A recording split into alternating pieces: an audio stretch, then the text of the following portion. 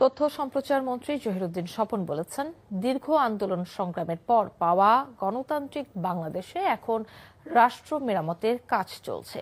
প্রধানমন্ত্রী তারেক রহমান সেই লক্ষ্যে দিনরাত পরিশ্রম করে চলেছেন। সকালে বরিশাল বিশ্ববিদ্যালয় ক্যাম্পাসে শহীদ রাষ্ট্রপতি জিয়াউর রহমানের ৪৫তম শাহাদাত বার্ষিকী উপলক্ষে আয়োজিত মাসব্যাপী বৃক্ষরোপণ কর্মসূচির সমাপনী অনুষ্ঠানে তিনি এসব কথা বলেন।